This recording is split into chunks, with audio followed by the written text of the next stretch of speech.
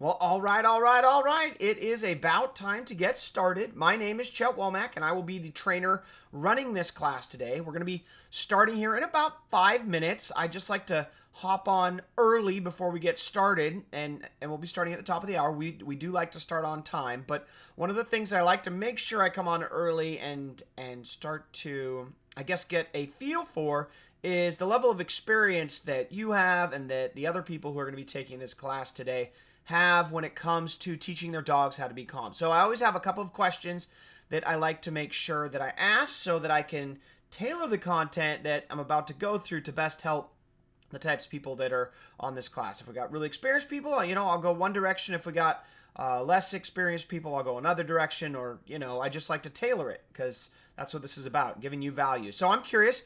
There's a lot of people on today's call, and I just have a couple quick questions about the skills you have or haven't built up in your dog yet that help him learn to be calm. So, question number one is, if you asked your dog to stay right now and then you left him alone in a room, how long would he stay? You can answer either A, if he doesn't know how to stay right now. You can answer B, if it's less than 5 seconds. It's like, yeah, he stays for like a brief amount of seconds, but then it's over. C, if it's less than 30 seconds, so he's got a pretty decent stay, but it doesn't last for very long. Or D, more than 1 minute. So there's a little survey box that I'd like you to fill out right now to get some feedback here so I can start to see what level of control your dog has right now. So go ahead, fill out that survey. I'll take a look at these responses while we're waiting for people to come on, and we'll see what you guys have as far as control with your dogs before we get started, so I can best help you. Okay, so let's see some of these responses here in the survey. Doesn't know how to stay. No chance of staying. Awesome. Thinks he knows how to stay, but immediately ignores me the second I move. Yep, that I understand. He could stay good for his food, but if it's anything else, he won't stay. Okay, good. I don't see anybody. Nobody here has worked on stays when they leave the room, it doesn't look like. So, okay, that gives me an idea. Good. If you haven't filled that out, please go ahead. You can keep filling that out, and I'm just going to go on to the next question here so I can get the next set of feedback from you, which is you're on this call because you want your dog to be more calm. And so one of the things, I call it a trigger, that you'll run into is a trigger is something that makes your dog go ballistic, or that, makes him become uncalm. So sometimes it's other dogs, sometimes it's the sounds on TV. I just want to get a sense for what those triggers are in your dog's life. Just fill it out in the little survey here. Just, type in your responses so I can see. This isn't a multiple question type of a thing because I don't know what you're going to say. So go ahead and fill that out and let me know, because, if it's other dogs, that takes us down a different road than if it sounds on TV versus fireworks versus, all of these different triggers have different ways they need to be addressed. So go ahead, do some filling out of that form so I can get a sense for what seems to set your dog off. And I'll take a look at the responses here. Every time I grab the leash, interesting, okay. Whining all the way to our whines all the way to the destination every time we hop in the car, okay. Whines when I start to feed him food, make his breakfast. Okay. My dog cannot handle the sight of another dog. Goes ballistic. Lunges at other dogs. Guards me while we walk down the street. And okay, other responses are coming in, but it kind of gives me an idea. So good. Okay, I will be tailoring the content here to make sure that I address those types of issues. Those seem to be the most. We'll obviously get into others too, but that gets us started, and we are just about here at the top of the hour anyways. So let's get started. Today's class is all about something that I think you are going to be really, really, really excited to learn about, because today we are going to finally be revealing the service dog industry's secret process for how they train dogs to be so incredibly calm in tons and tons and tons of really diverse and really stimulating and really distracting, sometimes even dangerous situations. And once you understand how this process works and how the service dog trainers use it on dogs, it all of a sudden becomes really, really clear why 95% of dogs that are out there never come close to learning how to be calm and under control like we'd like them to be when they're living in our homes and they hear doorbells ring or they hear sounds on TV or all of the different things that seem to set them off and make them go ballistic. So today we're going to be diving in and digging in and showing you how this training for calm process that the service dog trainers use gives service dog trainers the ability to take dogs who have been abandoned to shelters, kind of like this dog on the picture on the left, and or to rescues, or they've been just given up on because they weren't good dogs and they had bad behavior and they were too excited, and then in a couple of months have them be calm enough to actually go out and do service dog work. It's actually very common that service dog trainers find dogs in these rescues and can turn them in to service dogs because they've got the right process. Now, obviously, we don't have enough time on today's call to cover all of the secrets for how service dogs are trained. I wish we did, but it would be like this epic long call. So what we're going to do today is we're going to be covering 5 of the most critical parts to this process, and we're going to be diving in, going into detail, giving lots of examples during this class so that you can try to get at least the big nuggets of this process so that you can take it back home on your dog and you can put it to work. So I hope you're excited, because this is next level stuff. It works fantastic on any type of dog who you want to be more calm, and it's not taught by anyone out there. I have no idea why the other classes at the little doggy classes you go to don't teach this stuff, but in my opinion, this is the first stuff that you should be teaching dogs before anything else that you could ever try to teach them. And I actually want to make an official promise to you for attending today's class. I, Chet Womack, promise to show you how, on today's class, service dog trainers make dogs calmer than every other dog on the planet. I promise to give you the same chance at learning how to train your dog to be as calm as service dogs. And finally, I promise you more fun and enjoyment out of your dog and a closer bond of trust and friendship that comes when a dog learns how to keep his emotions in check. And I promise that you will have that by the end of today's call. Is that a bold promise? Yes, but I absolutely plan on keeping it. Plus, I have a really cool gift for you that you will get just for staying with me to the end of this class today. It's actually a module from a $30 course that I have called Guest Manners, where I teach you a technique for how to train your dog to greet people calmly instead of going ballistic and jumping all over them and barking his head off every time guests come over. So inside of this program, it's called Guest Manners. You actually get to watch me, that's me on the right of the graphic there, fix my own ballistic chocolate Labrador that I ended up rescuing from his ballistic door barking behavior.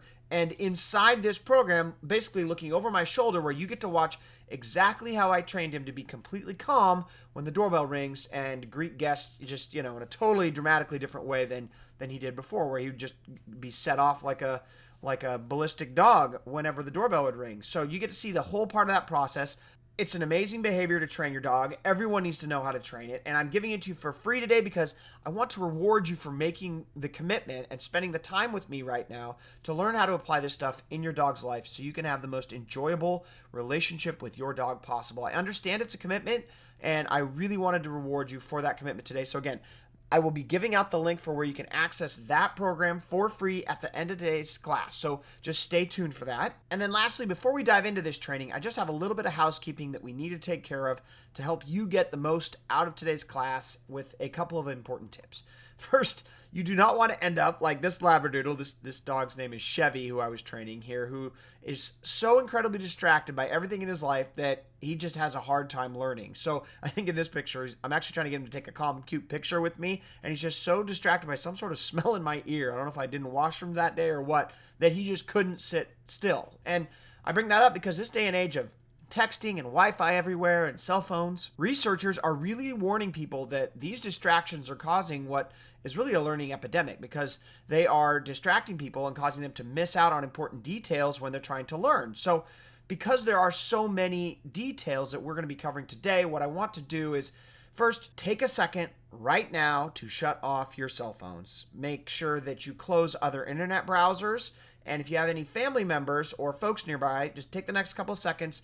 Make sure you take a quick minute and let them know to not interrupt you for the next hour. Because after all, you took the time out to be here today. And if you allow yourself to be distracted by kids running in or phones ringing or texts or Skypes and all that kind of stuff, you're wasting our time together. You will not get the value out of today's class because there's lots of details that you just can't miss or they won't work for you. So go ahead, take a few seconds to go handle all of those distractions, eliminate them from your environment right now so that we can get into the real reason we're all here today. And the real reason is really just this picture, right? Here's a dog. I get these pictures sent to me all the time. Uber excited, he's leaping with joy, and I get pictures like this that in all different types of areas. Dogs just get way too excited and they don't know how to contain their excitement. And it's not just jumping up for whatever this dog's jumping up for right here. Maybe he's about to be throwing a frisbee or something, but they do it around food. They get too excited to eat. They get too excited when you grab their leash because they're going to go for a walk, or they whine in the car because they think they're going to go for a run or play ball at the park, or they're going to go to a dog park, or they whine because they want to be fed, or they go ballistic when the doorbell rings, and all of these different things, or they just can't handle the sight of another dog or another person while out on a walk. And this just way too excitement issue it was time that I put together a presentation that shows you how simple this is to fix if you just understand how the pros do it. So that's what we're going to be covering today. And before we do that, I do also think it's important to know, if you don't know me yet, a little bit about me. Otherwise, why should you be listening to me today? My name is Chet Womack. I am a professional dog trainer. I've been training animals for over 13 years, but I have a dirty little animal training secret that I thought I'd just come right out and tell you today that you need to know about me, because it's important about why my approach works. You see, I actually didn't start off as a dog trainer. I actually got my start in animal training as a professional parrot trainer. And the reason I share that is because when you work with parrots are an undomesticated, basically wild animal who people have tried to get to behave themselves in a cage. And what happens when you try to work with these animals and you have them flying, they can fly away from you, they could be outdoors, they don't want you to touch them, they're a wild animal, they bite you because they're confined to their cage and they're scared. You have to end up developing a process. When you got an animal like a parrot, like this blue and gold macaw or some of these cockatoos here, they can literally crush your bone if they want to, and they have that kind of power. You have to develop a different training process for how to train with these animals when you don't have the ability to touch them. And I developed this process for training parrots to be amazingly calm and amazingly well-mannered and have their emotions in check without being able to put my hands on them, that I developed and turned into what I call a hands-off training philosophy. And this got really popular, and what happened is I decided to branch out and not only share how this was working with wild parrots, but I started to share how this was working to the dog training community a little bit over 10 years ago now. And when I did that, I was just totally shocked. I started to get asked to speak up on stages. This was a presentation in Orlando, Florida. Hundreds of people in the room wanting to hear from me for 3 days. I totally humbled by that experience. It was a joy to work with these people one-on-one, help them fix their things. And not only that, I started to have people getting to the point where my website just started to get flooded. This is all coming to learn this approach. This is a screenshot of Google Analytics showing that over 300,000 people came to my website this month. If you break that down, it's over 16,000 people a day, which is super humbling because 16,000 people is more people than are shown in this picture right here. And they're all coming to me to learn this method that I was just taking from the parrot community, trying to share with the dog community to be helpful. And it just blew up. And I realized when that happened that I really needed to formulate this and put this into a better system to help people. But I also want to say that I as much as I would like to take all of the credit, and my ego would love to say I developed all of this, that really is only, I started it, but it really is not the full truth. And instead, I want to give credit to some other individuals because of something that I like to call the magic pickle. And the reason we call it the magic pickle is because I happen to have 5 children, and they're all under the age of 10. And so me and pregnant wife and pickles and midnight grocery store runs are a very common thing. So I call this a magic pickle story because one of the times that I was out, I was just in the beginning as one of our first children being born, and I'm on one of these pickle runs for in the middle of the night for my wife. And what happens if you don't know this is that in the middle of the night, what comes out are service dog trainers. And the reason service dog trainers come out in the middle of the night and they go to grocery stores is because these dogs are that's the best time for them to practice. So it's not good for new service dogs to practice interacting in public settings, on, I don't know, the day before 4th of July, right? Where everyone's getting barbecue stuff and it's like way too busy and stimulating. They go when there's like one person in the store, right? And not a bunch of kids running around. They go late at night and they start to work with the dogs out in this setting. So here I am, I'm doing one of these pickle and ice cream runs for my pregnant wife, and it just so happened to be that this trainer was in front of me during the checkout, and as she was putting one of those rotisserie chickens up on the belt, she was buying one, it slipped out of her hand and it dropped on the floor.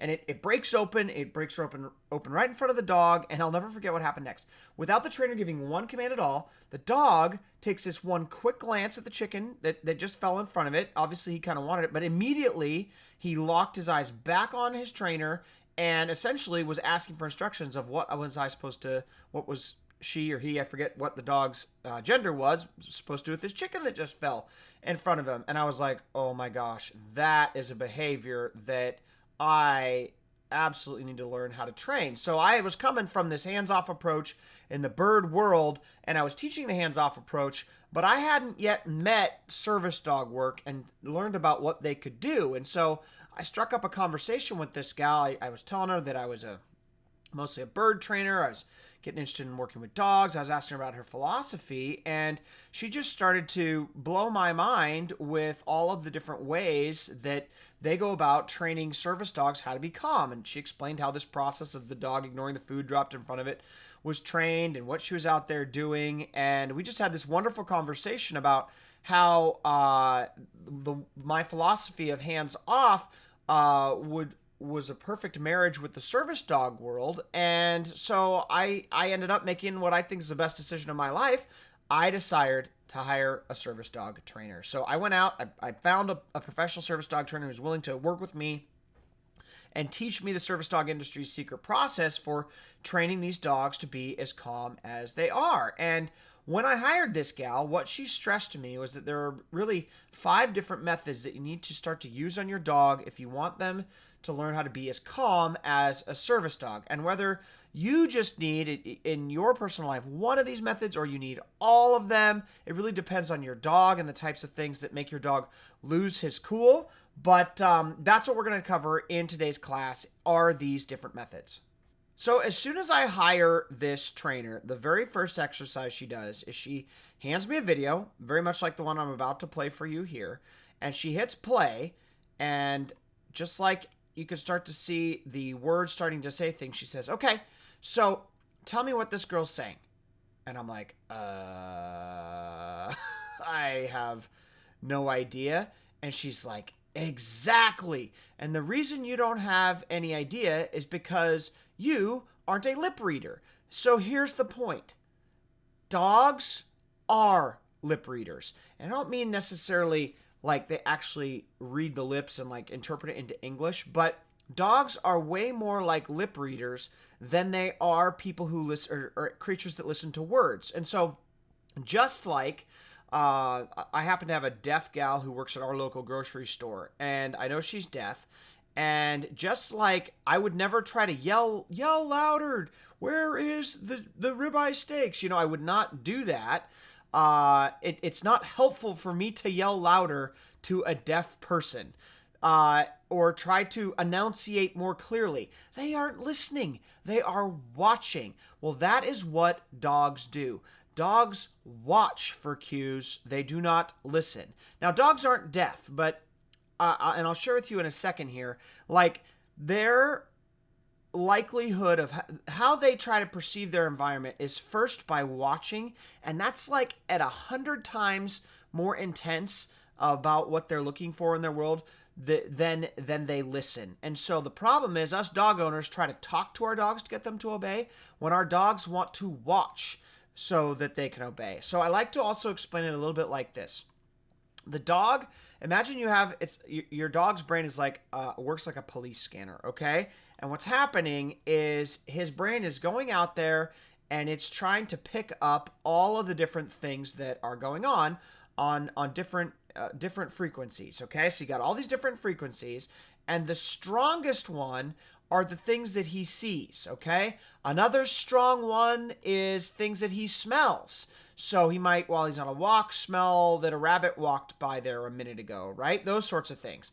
And see way down here on the strength of the signal that's coming in, auditory stuff is like the worst. So your dog's brain is working like this when he's going out and about in his regular life. He's got his scanner on looking for signals that he can interpret that tell him what to do, and his sight and sense smells are like picking up on things real hard, and his audible ones aren't.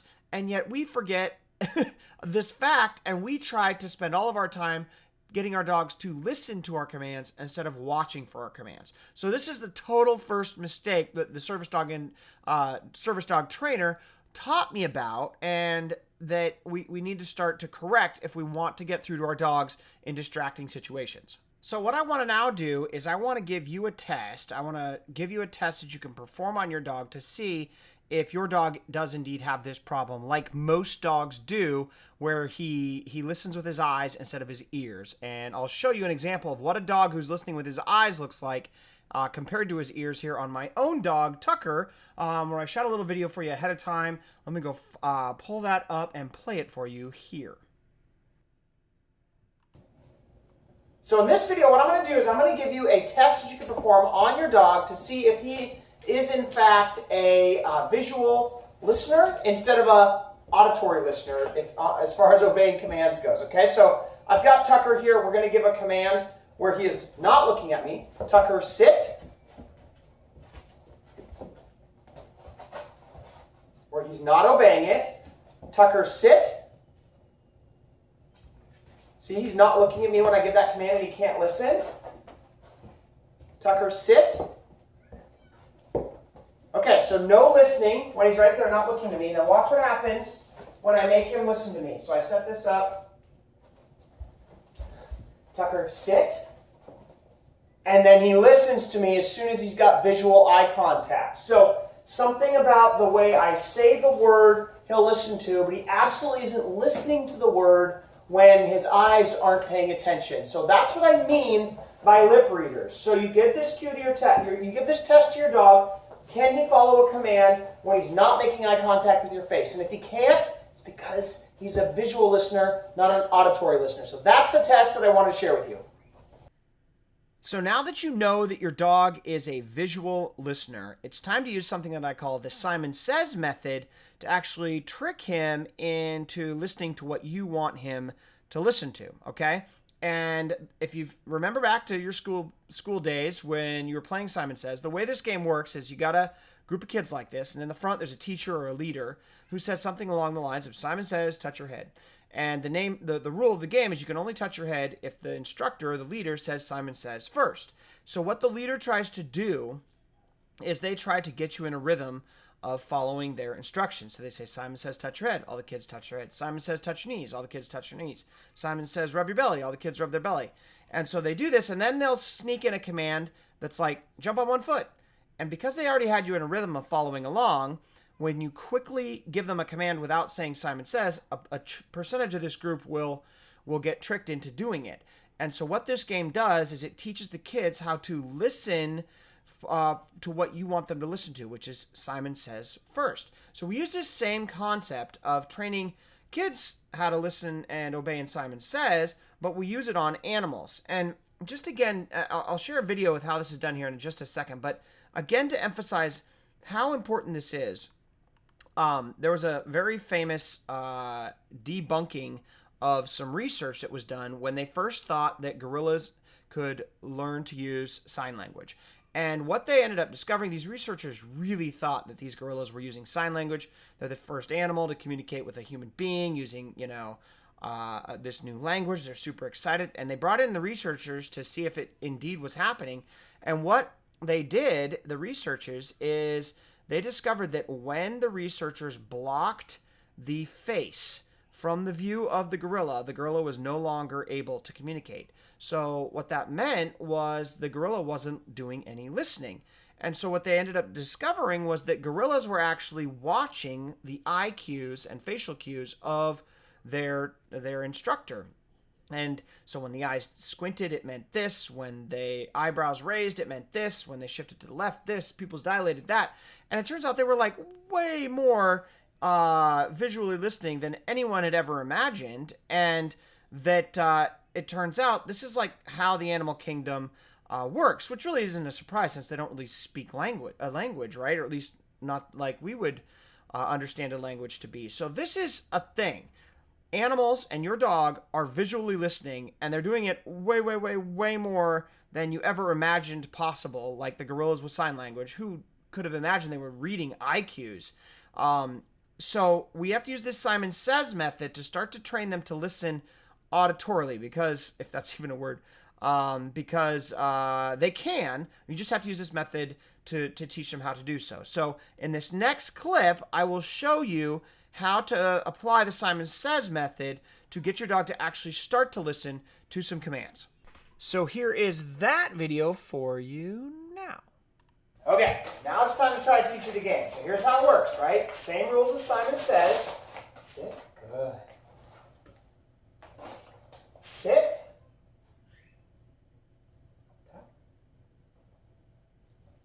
Sit. Good. And I give it a...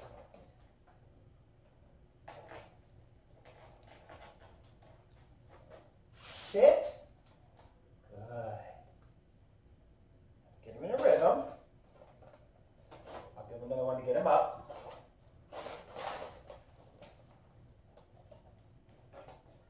Tucker, sit. Good. Oops. I'm supposed to reward him off-site, so let's reward him over there. Then let's do this. Sit. Good. I turn my head. Did you see that? Tucker, sit.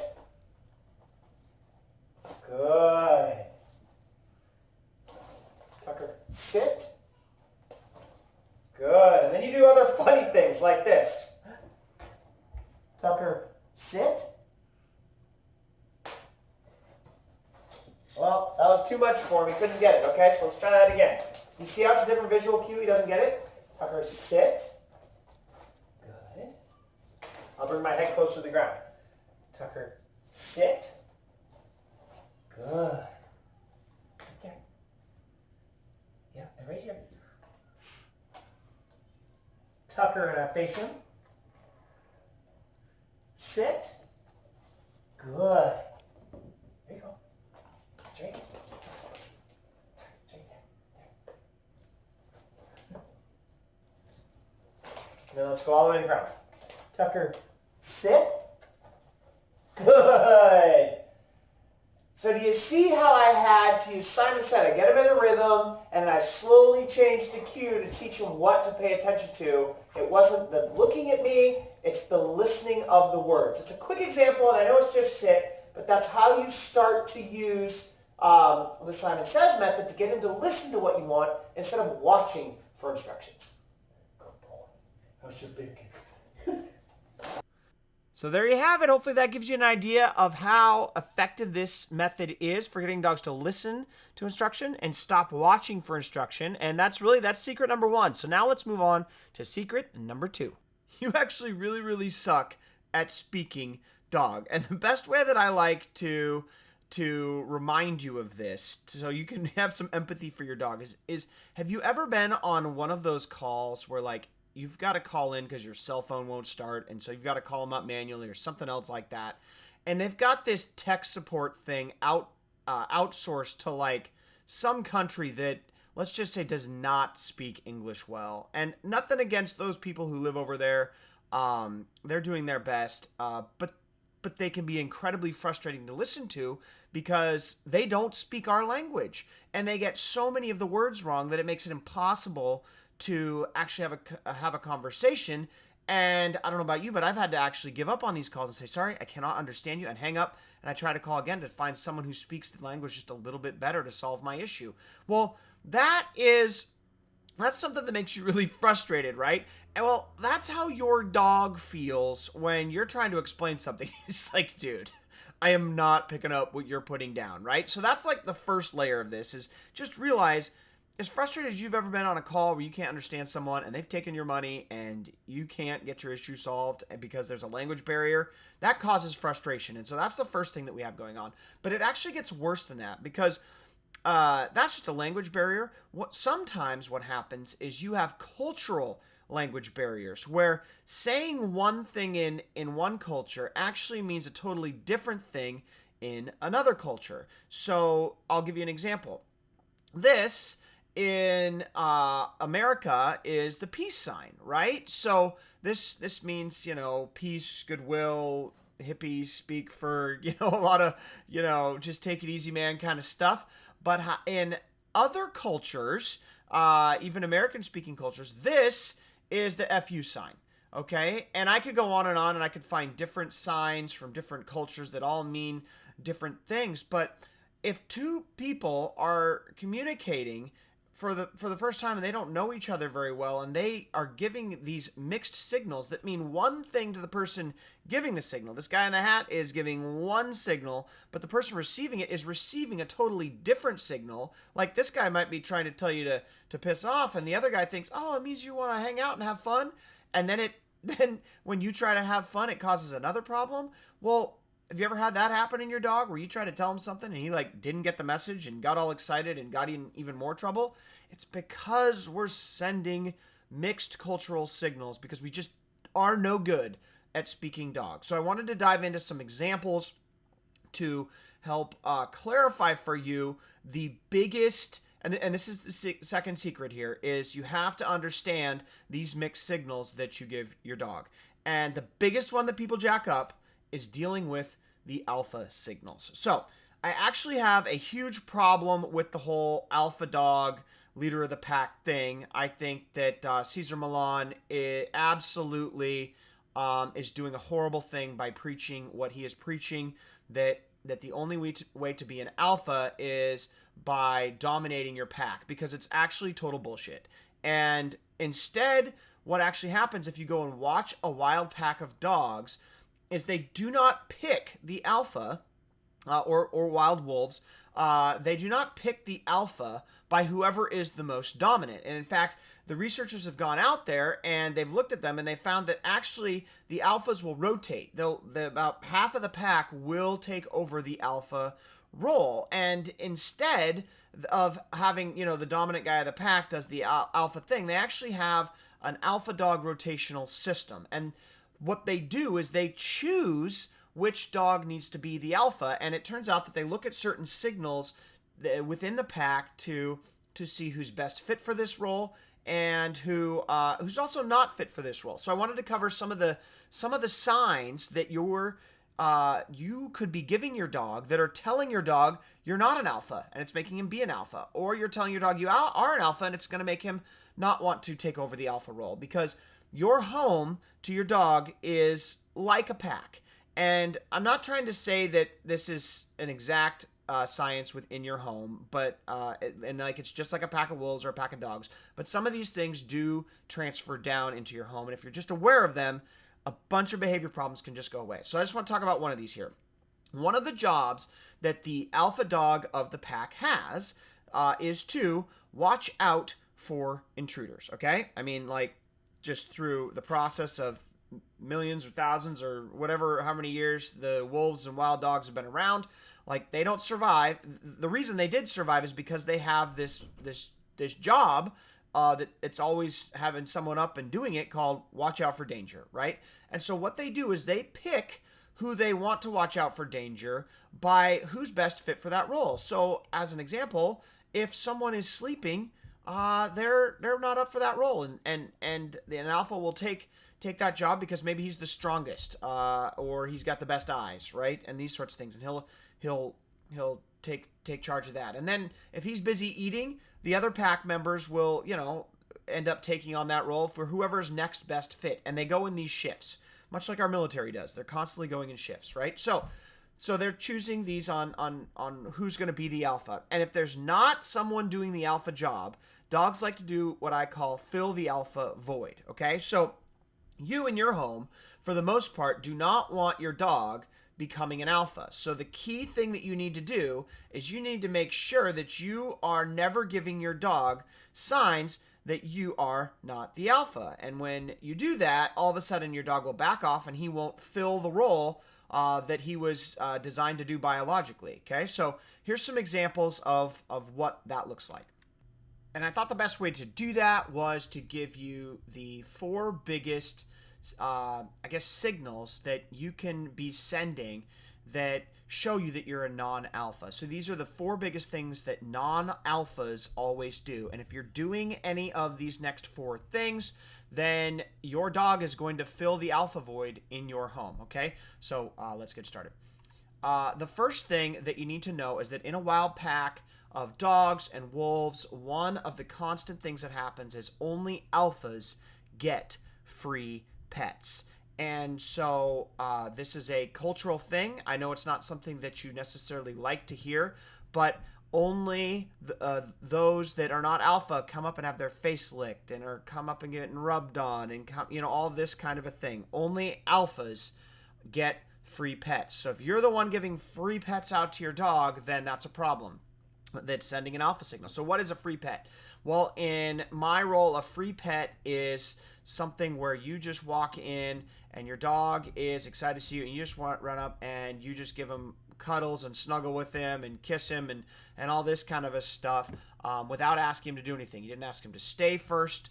You didn't ask him to do anything first. And I know you like to do it, and I have some ways about how to get around it that I can share with you later, but it's sending an alpha signal. And like I mentioned earlier, it's not like every single breed of dog is receiving the alpha signals just like they did when they were wolves, biologically many generations ago, or they were wild pack of dogs. But about 30% of the time, you will find that there is a piece in their DNA that responds to this alpha stuff, and it can immediately make their alpha behaviors and territorialness, all those sorts of things, go down. So anyways, that's the first step. And one of the most important mistakes that I want to share with you on another reason why this is actually even worse than just free pets is that not only are you sending, if you're over here giving free pets to your dog, a signal that you're not an alpha, check out this study done by I think it was the American Veterinarian Society did this study, and it was published. Let me pull it up here for you really quickly. It's actually published by Psychology Today. Here it is. And what they did is they went out and they're behavior experts, right? And so they know how to analyze dogs for signs of stress. And so as an example, the ears kind of going down is a sign of stress. Half moon eyes. See how the whites are going half moon because the lower half of the eyes goes lower. Head turned to avoid eye contact. You have, again, head turned to eye contact. You have a lip licking when it's happening, when they're being squeezed. Ears are down again over here. Submissive eye closure. These are all things that are signs of stress. And so what this researcher did, if you want to go over and check this out at Psychology Today, the article is titled, The Data Says Don't Hug the Dog. Let me see if I can find it in here. 82... Yeah, so the American Veterinary Society of Animal Behavior recommended no hugging and kissing of dogs anytime or anywhere because 82% of the time, if I can find it, where is it in here? Okay, only 7.6% of the dogs showed that they were comfortable being hugged, and here it is. 81.6% of the time The researchers who did this score showed that the dogs were showing at least one sign of discomfort, stress, or anxiety. So like I said, it's not like every dog hates it. Here's, 7.6, maybe 8, maybe 10%, depending, and maybe another 10% are neutral or aren't giving a positive or a negative. So it's not like it's bad on everybody, but 82% of the time, dogs don't like being hugged. So again, back to my example, not only do you send a signal that, oh, you're not an alpha, you're actually sending a, oh, you're not speaking dog here when you're hugging him, and he's upset. So you're actually compounding the problem about how much he's not respecting you, and you may be doing it without realizing it. So again, pay attention to those signals of ears down, lip licking, those sorts of things. If you hug your dog and if he gives them, you're making these mistakes and you're sending an alpha signal. So the consequence is next time the doorbell rings, well, you ain't an alpha if you're doing this, and so someone needs to fill the alpha void to protect the house, and your dog's going to be more likely to fill the alpha void when you make this mistake. Another one, this one I have personally seen in my own life and used it to have great changes in behavior of my dog's doorbell barking, because I realized the other signal is alphas sleep with alphas in a pack. Alphas don't sleep with puppies.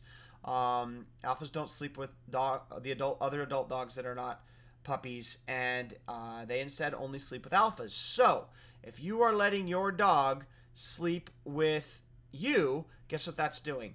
Both of you are the alpha. And so if both of you are the alpha and he's an alpha too, it's sending a signal that he's, one of you. But if you don't let him sleep with you, the leader of your family, then I have found that about 30% of dogs, and both of my last two dogs, immediately stopped barking at the door. Or maybe they would give me like 2 barks, but they were totally okay the second I told them to stop, even though I didn't train them to stop. They just, because I changed where they slept, the behavior went away, because I simply stopped speaking to them in English and I started speaking them into dog, where it's like, nope, we don't let alphas sleep with non-alphas. You're not an alpha, and I don't want you to be an alpha. You have to sleep outside. You have to sleep on the floor. You have to sleep in the other room. You cannot sleep on the bed. And all of a sudden the behavior can go away. So that's the second signal, or maybe that's the third signal actually that can happen. Another one is the fourth signal is alphas eat first. So what happens, and you can see here, they get very resource. This gets dangerous. So if you've got a dog who is a normal good puppy and he starts to show resource aggression and possession aggression, oftentimes it's because this principle is being violated. And even if he's not becoming aggressive, it still sends a signal. If you just throw down a bit of food and you let him just sit there and eat it, or you feed him from the table, these sorts of things where he doesn't have to wait for your permission, an alpha, to eat first before he can eat first, then you're sending a signal that he's an alpha. And so what you simply start to do is you change up his feeding routine, so he has to hold a stay, or he has to stay on his bed, or he has to wait in his place until you finish before he has permission to eat. And you don't let dogs just free eat. You don't just have a bowl of food out all the time and let him have the food all the time, because it sends one of these other signals of being the alpha. So every time you do that, again, the territorial barking goes up, certain types of possession aggression, resource aggression can go up, protective behaviors can go up, and it's just because this is how dogs speak. Whether you like it or not, we need to realize that they are listening to these 4 signals.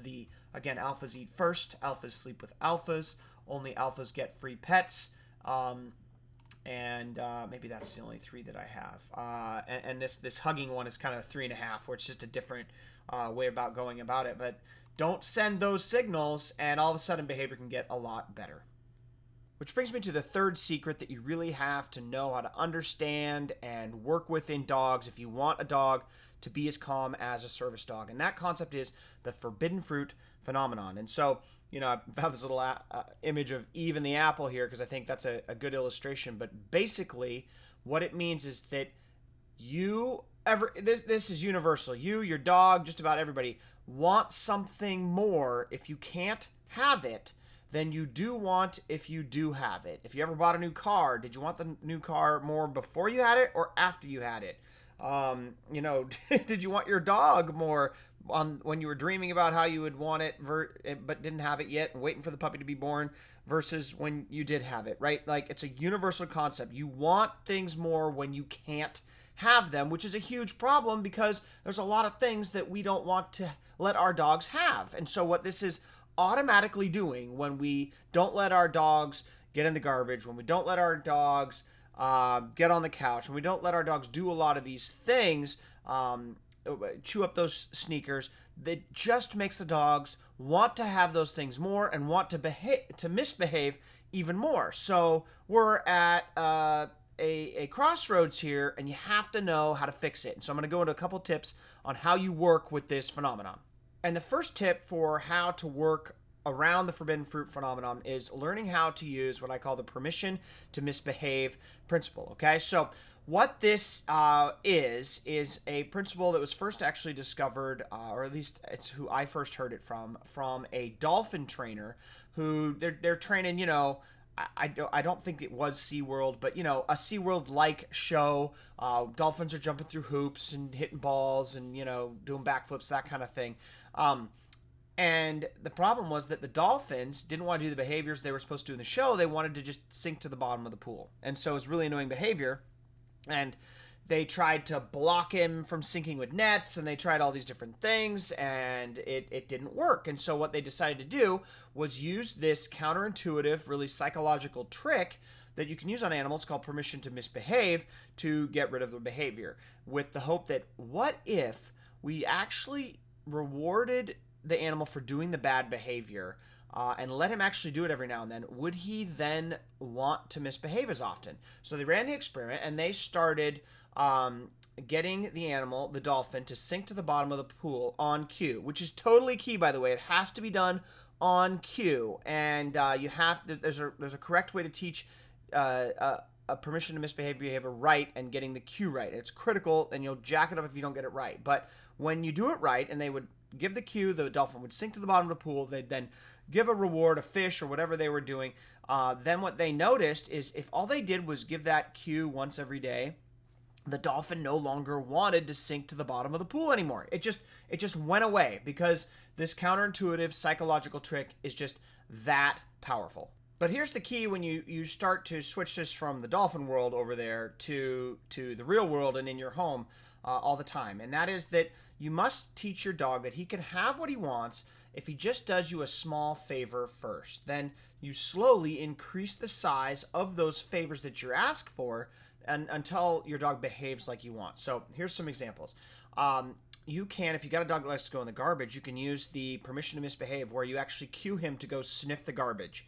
And so he's doing that small behavior to come sniff the garbage, and then what you give him is something even tastier than what's in the garbage when he does the behavior. And by cueing that and sniffing the garbage, he starts to realize that he can actually have yummy stuff that he wants if he'll just go sniff it every now and then instead of going in and diving for it. It's weird. It doesn't sound like it would work, but it totally works. You can use it on sleeping on the couch. You can use it on licking your feet. If you've got a dog who you hate licking your feet, you can put it on cue to happen every now and then just not give the cue very often until the behavior goes away. You can use it on barking. And again, I just need to make sure you understand, though, you do have to get the cue right here, because if you don't get the cue right and teach the dog to truly bark on cue and then stop on cue with this permission to misbehave, these problems become even worse. And so you do have to get that part right. And one of the things that you need to totally understand if you're going to get that part right is you have to basically understand, and sorry about my concepts, we definitely have covered more than 2 concepts here. I'm out of order here, but I hope I have covered everything, and we got more to cover, but I'm a little out of order. Sorry about that, or at least in my titles. You need to understand that dogs have ADHD. They basically all have ADHD if they're not well behaved. And maybe it's not clinical ADHD, but if you were to look up the definition of attention deficit hyperactivity disorder, then you look that up and it's like, well, can't pay attention for more than 3 seconds, is always hyperactive in lots of situations, that type of thing. Well, that describes most dogs, okay? So what I like to to share with people is if you didn't know, I'm an ex Division I college baseball player. I really love baseball, and my son is of the age where I've been coaching him up, and so I've been his little league coach. And one of the challenges that happens, especially at the 8 and 9-year-old level, is, oh my gosh, do kids have ADHD at this level and have no ability, at least on that last team that I had, to focus. And so what I had to do and how I was able to beat this and get my team to be awesome is I had to design our practices so that the kids always had a job to do. There could be no downtime. There could be no waiting in line for your turn to have a ground ball hit to you, or waiting on the on deck circle trying to wait for your turn to bat. That can't happen in Little League if you've got a team where half your kids have ADHD. It's no bueno. So I'd have to design practices where they always had something to do. And if you can give them something to do, ADHD is not a problem in Little League. It's when you don't have something to do that it becomes a problem. So now, that's the concept that I'm going to roll with. I'm going to show you then some exercises that we can do that help fix this issue in your dog. But you have to realize that your dog has to have a job to do, which is why the service dogs, by the way, are so good, is because the service dog trainers have this process for overcoming ADHD in dogs, because they are giving a dog a job to do 24 hours a day, and the dog loves to do it. So that's why this stuff is so powerful. But a couple of things before I get into those techniques. The first thing is you need to understand that your dog has a few senses that are a lot better than yours, and that make things that aren't distracting to you incredibly distracting for your dog. So, like, for example, I've read research that dogs can smell anywhere from 20 times to 100 times better than you and I. They can, like, smell drugs in a kid's locker, and we can't, right? They smell a lot better than you do. And so that taints and changes the picture that the dog sees in his environment compared to what we see. So I thought these were kind of cute. You know, we see this cute park, this pretty park that we're going to go down have a nice walk on. Your dog sees that another dog is pissed on every tree down here for miles, and he's like, what? He just, he views it as something totally different, firing off his territorial instincts, and he needs to mark trees, those sorts of things. He looks at food different than maybe you or I do, and he just has a different way of looking at experiences in his life than you or I do. And the reason I bring this up is because of this. If you or we just want to take our dog on a walk, and we're like, look, there's no distractions going on. Why does my dog have such a hard time pulling on his leash, if we're using a leash example, while I'm out on a walk, even when nobody's out and there's no distractions in my neighborhood? Well, you and I look at this and we see no distractions, right? But when your dog has his senses that are, if we just took his sense of smell, and he's got other senses too, and realize that it's 20 times stronger, well, we don't see this pretty house right here. Instead, we see something more like this. Sure, we see everything else that the dog sees, but the dog also saw the flit of a cat's tail running around here that turns on his prey drive. He smells burgers from 5 blocks down coming in on the wind, and maybe he hasn't eaten in a while, so he's a little extra hungry. He can smell that a raccoon passed by here 30 minutes ago, and he smells maybe a dog peed on this bush, and a territorial instinct goes off, and maybe he becomes a little more protective. You just get a lot of extra distractions when you have walking through a neighborhood like this, then you realize that there is. And so again, we have to, and our job is to then figure out how to give our dog jobs to do when they're running into these distractions, so that they don't go all ADHD on us and go hyper, and they can start to be obedient. But luckily for us, dogs' brains have a flaw, and this flaw is beautiful, and it is that they are one-track minded. And there's lots and lots of research out there about how one-track minded dogs are. And it's I'm going to show you in this clip that I think illustrates just perfectly what happens to a dog's brain. I want you to watch this clip and notice how the dog is he's a little hyperactive. He is greeting this is movie Up, and I call this the squirrel moment clip, but he's just happy. He ends up jumping on this owner. He doesn't have a job to do, whatever, and then something intense distracts him and kicks on his instincts, and watch how his mind goes blank. Speak. Hi there. Did that dog just say hi there? Oh, yes. Bruh! My name is Doug. I have just met you, and I love you. What? My master made me this collar. He is a good and smart master, and he made me this collar so that I may talk. Squirrel! So, once he sees a squirrel, the mind goes blank, right? So, I want you to realize that before, he didn't have a job to do, and then his instincts kicked on when he saw a squirrel, and his instincts give him jobs to do. His instincts are, I need to have prey drive, I need to, feed myself, and it's an instinct that he has a hard time overriding. And so, his instincts ended up turning on a job, a prey drive job.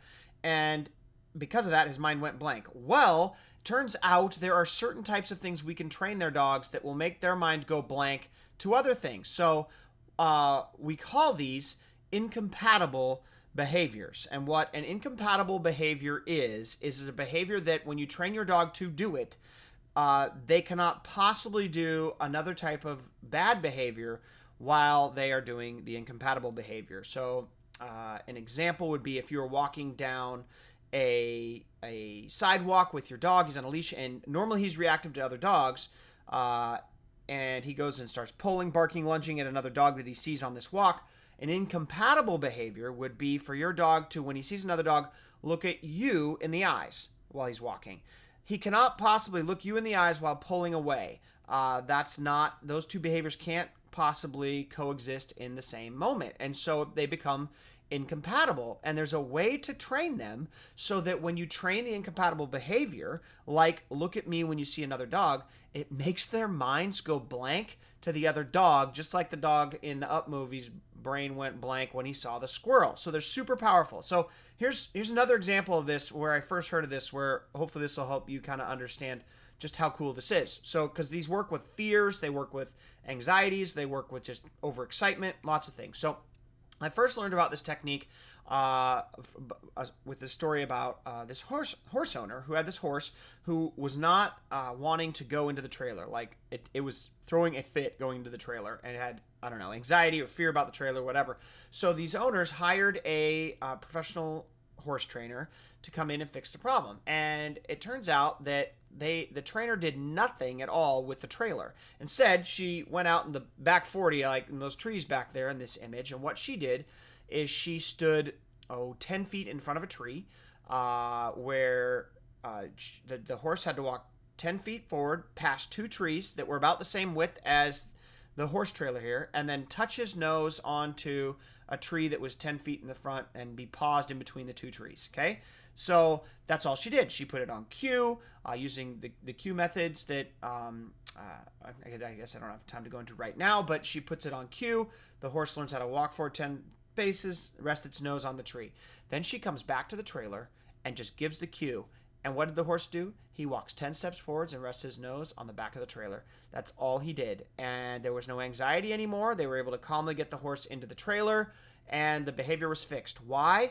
Because it was an incompatible behavior that made the horse's mind go blank to all the other anxieties that he had in the normal day-to-day horse feelings that he would have if he wasn't currently having a job to do. So that's the power that these can have on animals, and this is one of the secrets that the service dog industry uses incredibly well. In fact, they have over 14 different incompatible behaviors that they shared with me as I went through the program, and don't have time to go into all of them there. I shared one about the eye contact when seeing other dogs. Another one that they do is a lot of work around a bed command. So they turn the dog's job, when instead of seeing the doorbell ring, to when he hears the doorbell, he needs to go to his bed to make his mind go blank. That's another one that they use, and they can use that on with begging around food. And they build up a ton of excitement around certain things like this. They get them excited to go to their bed and be good versus overreact with these little psychological hacks, and they're just genius. And so when you understand how to train them right, behavior just gets a whole lot better. Now, when I normally share this with people, one of the things that comes up all the time as kind of an objection, like, okay, I understand this, Chet, but this sounds like I just want my dog to be a dog. I don't. This might sound like a lot of work for the dog. Like, is he going to be up for that? And I actually have some scientific evidence that I want to show you that your dog is begging you to do this for him, and that he would be far more happier if you would do this for him than he is right now. In fact, I call this the secret to happiness. And yes, I think that is a real word, and if it isn't, it really should be, and I should be noted as its creator. But here's what I've discovered after researching this, and what the service dog industry is known for a long time, and it's why their dogs are so amazing. And basically, one of the best examples that I have for this is done by a study where some people wanted to answer the question, does the easier life make you happier, right? And a fantastic book that dives into what makes animals happy is this book right here. And I want to share a study that they did from it on animals and the easy life, and does putting them and giving them jobs to make them happy or stressed or what. It's called The Lab Rat Chronicles. It's by Kelly Lambert. And inside this book, she goes into a study where they had two different groups of rats, and they have one group that is called the worker rat, and they gave another title to another group of rats that they called the silver spoon rats. Okay, so one group of rats was set up to be in a certain environment where they had to do work. They had to dig for their food. They had to work for water. And like to a rat, sunlight, playtime, clean water, exercise, those are like rewards, okay? And so they set up this condition where they had two rats, one in one container, one in another's, and in one container they had to earn the rights, and they set up these different criteria to earn their sunlight, to earn their play, to earn their water, to earn their food. And they took another group of rats, and this group of rats, they just had everything all the time, right? They had all 100% access to food, water, sunlight, exercise all the time. And then what they did is they let these two rats, they lived separately for a group of time, and then they did some blood work samples on them, and then analyzed their behavior. And what they found out is that the easy life, where you always get everything you wanted, if I was translating this to dogs, you get 100% access to food, you get pet all the time that you want, all of these different things that the dog wants. You play with him every time he barks. All of these sorts of things. What they discovered is that the rats that had to work for all of those things in their life were like way above the charts on the social intelligence scales. They were way less reactive to other rats. They had higher social skills with other rats. They had far less stress hormones running through their bodies. And it turns out that the brain is designed in animals to be happiest when working. They did not evolve. They were not created to just sit around and have the silver spoon life. And the brain functions better when they have jobs to do, and they're actually physically happier, and it shows up in lots of areas of life. And I think that it's a mistake that we make when we try to make life way too easy for our dogs, and they actually are begging us to do this work for them. I also discovered this accidentally on my own. Before I mentioned I was a bird trainer before a dog trainer.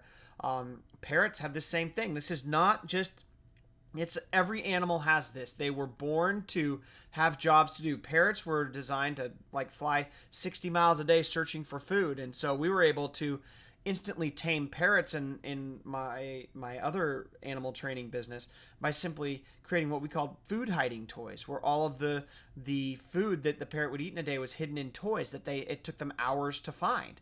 And you would think, I'm going to make an animal take hours to eat breakfast or minutes to eat breakfast or seconds, and it turns out they're actually happier if it takes hours because they like to do the work. So that kind of stuff can be recreated with dog training toys, and it can be recreated in lots of different ways that the service dog industry has all of these processes for, and it's just genius. So make your dog work for stuff, and don't think that the easy life is going to make him happier. Make him work before you take him on a walk. Make him work for you before you feed him. Make him work for you before he gets pet, and all of a sudden he will transform before your eyes. And then the other thing that you really need to understand, if you have any hang-ups at all about why your dog would like to do work is to understand the difference between domestic versus undomestic and how it relates to your specific breed of dog. You see, in the beginning, dogs that were undomestic worked for their own food and their own water and their own safety, right? But through human meddling, which is fine, and breeding programs, we ended up breeding dogs to do work for us. So that they're the things that they had drive to do and that made them the most happiest were no longer the wild things, but they were actually human things. And so we bred them to do things like pull. Because in certain cultures, like the ones with winter, we needed them to pull sleds or to pull and carry supplies, right? Or we bred them to go retrieve things that us humans couldn't go out and retrieve. So we bred them to hunt, or we bred them to protect, and all these sorts of things. And so what happens is over the years, we have actually messed with the DNA enough so that the dogs actually, in most of our homes, were bred to do work. And so they have an innate desire to work for humans that, especially if you own one of the major breeds, labs, retrievers, shepherds, these sorts of things, pointers, they were, and lots of others, but they were bred to do work. And if you are not giving them a job to do, they end up being like those lab rats and unsatisfied. They love to do what they were bred to do. So remember that. Dogs love to do what they were bred to do, and if you don't let them do it, they will not be happy dogs. So, now that we know these things, I want to share with you what it looks like when you start to train this stuff on your dog. So, I'm about to share with you a couple of videos that are going to show you how amazing this stuff can work on your dog. But the first thing I want you to know is that armed with this kind of knowledge, what the service dog trainer suggested I do first when I first hired her was she said, pick your dog's strongest trigger in his life, that thing that sets him off and makes him go ballistic. So it's different for all different kinds of dogs, right? For some dogs, it's you. For some dogs, it's food. For some dogs, it's the doorbell. For some dogs, it's cats. For some dogs, it sounds on TV. For my dog, it happened to be balls being thrown. Absolutely could not contain his excitement. He also had doorbell issues too, but the ball was worse. So in this video, I am going to show you the ball. Now, the process is a little bit different for how you work with this depending on your type of trigger, but it's pretty close to the same, and that's why I wanted to share it with you. So I want to show you how bad my dog was at listening to me and remaining calm in his trigger, and then I want to show you how, as I started to apply this stuff that the service dog trainer was teaching me, it really started to calm my dog down. So here I am. I'm going to throw the ball for my dog in this next clip. Watch how he reacts.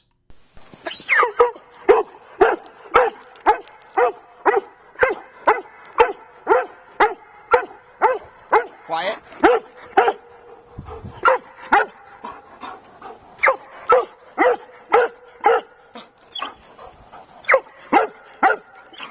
Okay, you get the idea, right? I could show you another 2 minutes of barking if you really wanted to listen to barking, but this is how bad it was, and this is how obsessive it was all of the time. And so what the service dog trainer taught me, and what I'm trying to do in this clip, is I'm trying to teach the dog how to make eye contact with me when he sees the ball and wait for instructions, and to do so quietly. So he has not figured that out. Obviously, this is before the work has been done, but I want to show you what this looks like once I was able to implement what the service dog trainer taught me in regards to giving this dog a job to do. When he sees that ball, his trigger, he's supposed to check in with me really quick. So here's what it looks like after I started to implement that after just a couple of days. So here a few days later, using one of the techniques that I was taught is how my dog is reacting. Watch how he now is understanding the job is to do. Watch his head snap around after he notices the ball is thrown. Leave it. Looks, checks in with me. And then I give him a super big reward. Didn't work any better, did it? Okay, so that's what you see, right? I tossed that ball. He gave it a quick glance. He checked back with me, and I was like, boom. He started to realize in this instant that his job, when he sees triggers, is to check back in with me. And you see, I still had to have him on a leash there. I still had to be holding it at that current time. But I started to work with this stuff, and not only was I able to do it, while standing right here, but I was able to get it so that I didn't even have to hold his leash, like in this clip, where I can throw it I'm not even stepping on his leash where we're down here walking on the hill, and he doesn't even hardly glance at that thing. He knows his job is to check in with me for rewards. And then this service dog trainer taught me how to continue to make this harder for the dog and continue to have him understand how to obey even in more situations. Because in all of these clips so far, the dog's been stationary. And so now you get to see I'm actually in the process of moving with the dog while he resists the distractions, which is, it's actually might not sound hard, but it's actually 10 times harder than it normally is, because that one track mind thing, walking and talking at the same time, is a little harder for dogs. But with this process, the dog learns how to do this, just like you see in this clip. Good. I didn't have to do any stepping on the leash there. He knew to come back in to check in for me for his instructions, and here he is obeying. So this was working beautifully. This teaching the dog how to have a job to do around his trigger. And as wonderful as this was, there was still a huge problem, and that was that I had to be like right there for the dog, and I had to have like a ball in hand for him to know that he needed to check in with me and have a job to do. I could tell the concept was working, but I didn't know how to take it to that next level where I needed the dog to be good, not just while I was there with bait in my hand. I needed him to be good when I wasn't there, because he was also the kind of dog, like if I show you another clip here, if we were in different situations where I didn't have a reward in my hand, would look a little bit like this. Now this, fair warning, let me resize this for you so you can see it okay. My little child is in her diapers running through the screen here, and I'm sorry I wasn't able to edit it out, but I guess that shows that this isn't doctored footage, right? Because she's screaming about how excited she is that grandma is showing up. So I grabbed my GoPro and I captured this footage of how my dog was behaving around triggers when I did not have a reward for him. So check this out.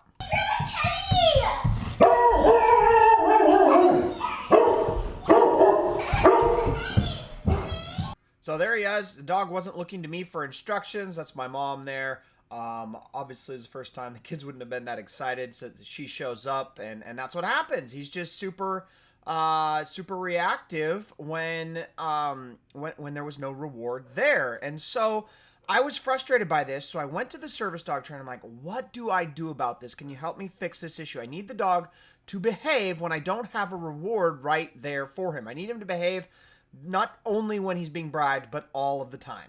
So when I brought up this issue to the service dog trainer, I'm like, hey, I'm looking at service dogs out in the world, and I don't see you guys giving treats to these dogs at the grocery store all the time. They seem to be behaving perfectly without any, offers of bribes or rewards to get them to behave. What am I missing here? What do I need to do to get my dog to behave when I don't have treats right on me and behave all the time? She said, this is a very common mistake, and it's really something that she calls the habit gap. And the habit gap is like, it's best explained, she said, by a toothbrushing example. So it's one thing, if you're a parent, or if you've ever been a parent, to get your kids to brush your teeth. If you're right there, you ride their butt, and it's like, nope, you need to go brush your teeth. You can't brush your teeth, and you can't go, I don't know, play video games till you brush your teeth, or whatever. You make them brush their teeth, and they whine a little bit about it, but you can make them do it, right? And maybe you're even good about it and consistent enough, and they don't even do any whining, right? They'll just go brush their teeth. But getting them to brush their teeth in that scenario versus getting them to brush their teeth where, let's say, I've got 4 kids, actually 5, and sorry, we just keep having them. I lose count all the time. Let's say I take my wife out on a date and we have a babysitter coming over, and that babysitter does not remind my kids to brush their teeth. Well, it's one thing to have my kids brushing their teeth when I'm the one there, riding them to make them brush it, versus if the babysitter's there, let's say the babysitter's just watching TV, she's being lazy, and she doesn't remind the kids to brush their teeth, yet my kids still brush their teeth in that scenario.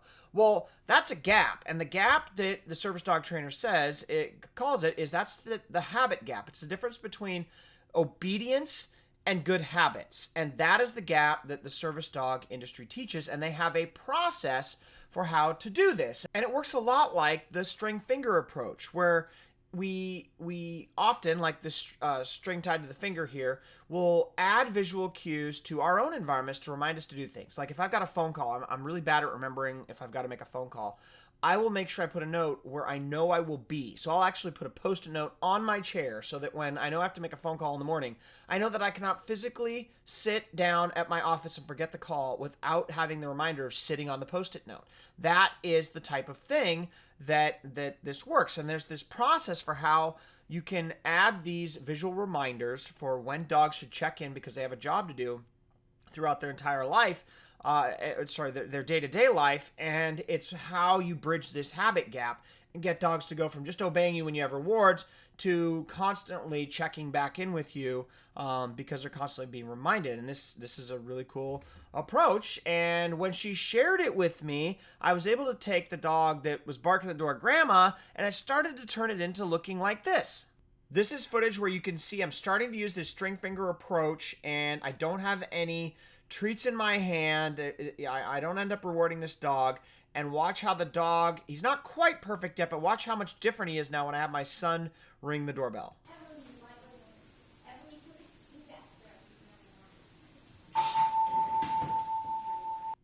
There he is. See, he heard the doorbell. He popped up, but he didn't do any barking. There he is wagging his tail even a little bit.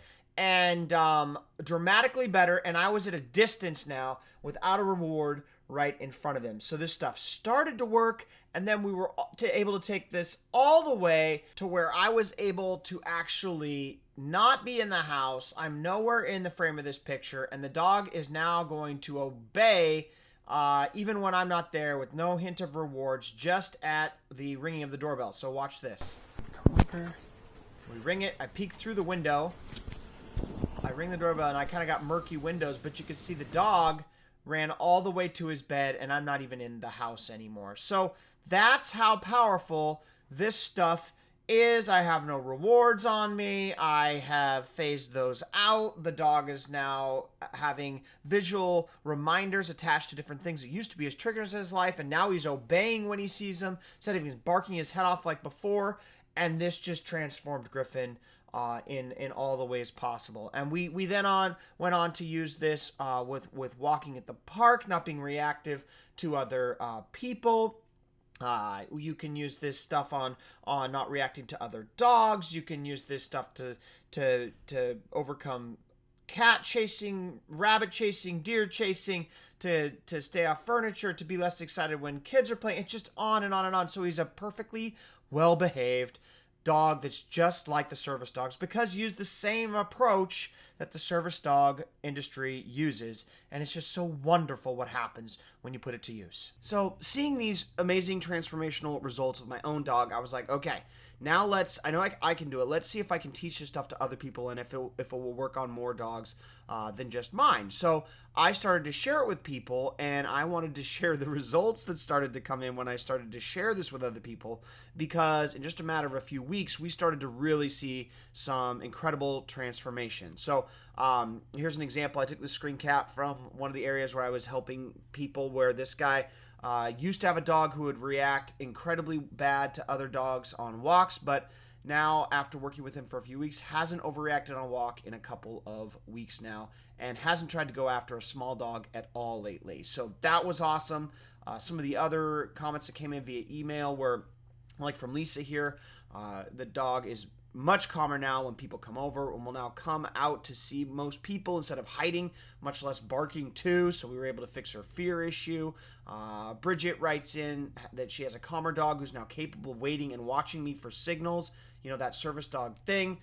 Timothy Schmidt writes in saying, my dog learned to listen to my commands and heals great now. When she's going crazy, I can make her heel and she calms down right away. So he finally has a tool. And, you know, all these things started to come in where we were fixing puppies to get the puppies to finally be patient, etc. And then this one really takes the cake. So this picture real quick kind of shows the scenario that this next gal, Claudia, writes in, where she lives in Cyprus, where there's a bunch of wild dogs that run around. I don't know if you've ever lived in an area or vacationed to an area like that, but a lot of dogs running around, which poses a problem when she's going on walks, because strange wild dogs will come up to her dog reactive dog. And so what she writes in, which is really cool, is that After going through some training, she says a few weeks ago, a huge dog came running towards us, showing rather aggressive behavior. But because of your course, instead of her dog freaking out like she used to in these scenarios, she was able to put her in a sit position behind her while she blocked her from the big dog until the owner came running to collect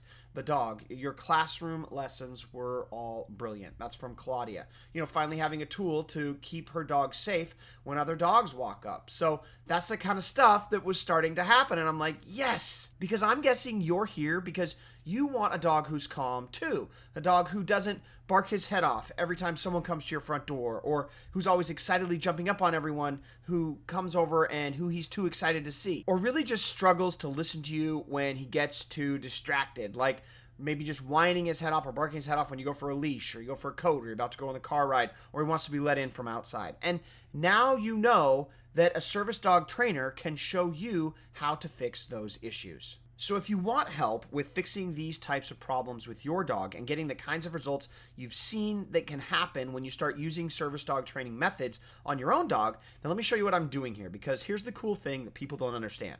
The beauty of service dog training is that it's not a pass-fail type of training. It's actually cumulative. So you don't actually have to go through the entire process of training a professional service dog like the service dog trainers do in order to get the benefits of having a dog who's just as calm. Like, take being reactive to other dogs, for example. Even if you never get your dog to pass the service dog's test that they go through for being calm off leash around other dogs, which is a test they have to pass, if you've got a dog who's barking his head off at other dogs who walk by, wouldn't you be okay if you never got the dog to the point where you could take his leash off, but at least he would stay calm while on his leash around other dogs, like this right here? Or what if you didn't quite go through the entire process of training service dogs to turn their heads away from an attacking dog who was going to inflict pain, but you did enough of the training so that if a small child accidentally maybe stepped on your dog's tail, he would at least not nip that child in that circumstance? Or what if you didn't quite find the time or have the commitment to go through the whole process of how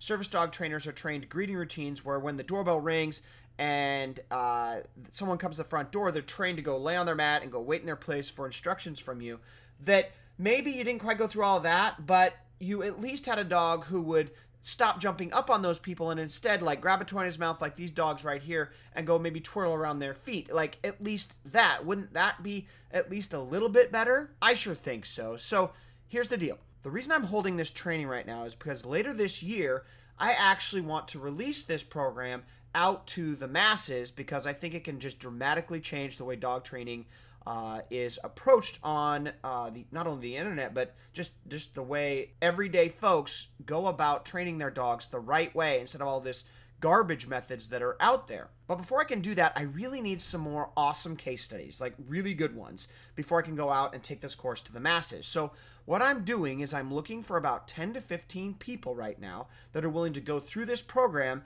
at a super discounted price and who are willing to share their case study with me in detail as they go through the program. And the reason why I'm going to be giving these 10 to 15 people a super discounted rate is because while some of the case studies that I've shared with you already are kind of great, I don't think they're quite enough for me to have if I'm going to be able to bring this program out to the masses quite yet. I don't have enough good pictures of everybody. I don't have enough examples, and I just need more. So I've decided that I'm going to teach one more class to 10 or 15 people before I go live to the public, and the class is called the Ultimate Canine Companion. So this is an 8-week class that teaches you the service dog industry's secret little process for teaching your dog how to be as calm as a service dog. Where at the end of the class, when you do the weekly homework assignments, your dog will at least be 90% more calm around those things in his life that currently set him off than he is right now. So for example, if you've got a dog who barks for a full minute when the doorbell rings, if your barking isn't completely cured, your dog will only be barking for 4 or 5 seconds before settling down. Or let's say your dog is reactive to other dogs when they come within, let's say, 50 feet. By the end of the program, both the amount of barking that your dog does towards other dogs and how close your dog lets dogs come before the barking happens will be reduced by 90%. Making walks with you much less stressful. Or if you've got the kind of dog who's just too excited all the time, he will learn how to greet you and greet new people who enter your home with 90% less energy, but while still being happy to see you, just now showing his happiness in a polite way instead of jumping up on everyone. And you'll be happy to know that the class is actually taught in its entirety by a professional service dog trainer who actually specializes in taking rescue dogs who've already been abandoned and turning them into service dogs. So she's a master at working with the down and out dogs in society already, and she's got a lot of stuff that she's going to share with you with how she does that. And in this next class that she's teaching, she's going to be walking you through the 8 steps that she uses to do that rescuing of abandoned dogs from rescues and shelters and turning them in to service dogs. And in this program, what she's going to be doing is taking her 8-step process and teaching you one of those, each one of those 8 steps, and dedicating an entire week to it, where she'll be diving in, showing exactly how to teach that step, and then working with you to help you overcome it. And so here are those 8 steps. So you get an idea about what you'll be learning inside this program in each of the modules. So step 1 and module 1 is all about the processes that I've talked to you about already, where we train the dog to focus on you so that he stops going deaf to you and your commands every time something distracting comes into his life, and instead turns to focus on you for instructions when those things start to distract him in his world, so he will follow you as a leader. And we have a process for this that we call the doggy Zen technique that makes this perfect for training your dog how to learn how to do. This helps overcome your dog's problem with not listening well and instead focus him to use his eyes to listen so that you guys are on the same page. It takes your dog's attention span from being short, like that 3-second ADHD thing where he's not willing to pay attention to you for hardly long at all, and gets you to focus on you for minutes at a time. It helps keep more aggressive dogs focused and under control, especially if your dog's dog-to-dog reactive.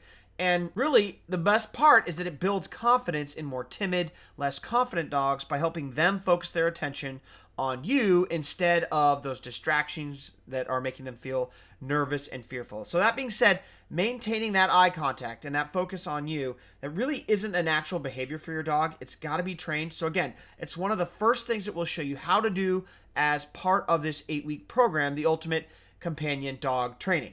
Then we move on to module 2, which is all about ignoring exciting distractions so that your dog ends up developing enough willpower to focus his attention on you in really distracting environments. Like I mentioned earlier, when there's a lot of different smells going on, lots of wild animals, or there's lots of darting cats and squirrels out in front of him, or something just enters his world that is just too exciting for him in that moment.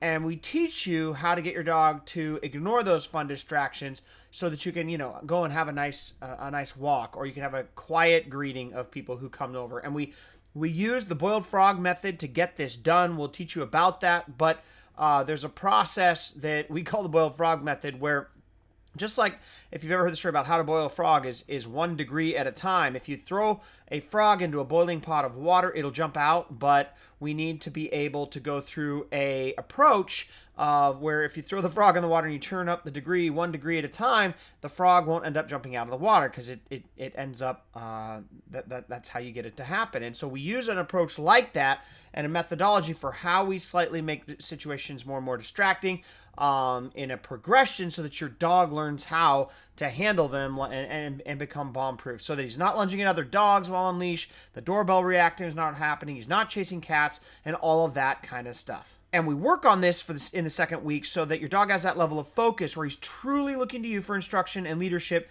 in a bunch of distracting environments, so that in the next module, you have the ability to do what I call walking and talking at the same time. Because it's one thing in module 1 to just look to you for instruction. In module 2, it's another thing to do it when highly distracted. But then walking and talking at the same time is like, know how to still maintain a heel and look to you while in a heel during distracting environments. It's how to actually turn distractions into obedience commands where the dog will still obey and look at you in the whole time. So it starts to really develop here in week 3. Because what people don't understand is the ability to obey while moving around and in and amongst distractions is a totally more advanced skill than being able to handle distractions while on a leash or and confined to, or while tied up, or while in a crate. It's just different. And so we add movement here to the obedience and the handling of distractions. And this is that first step that you need to go through if you want to have a dog who still listens to you when off of his leash. So this is where we really start to cement this habit in your dog. And to do this, we use the check-in method that gives your dog that habit and builds into him of always checking in with you regularly for direction. Even if he's playing with another dog, even while he's swimming out in the water, even if he's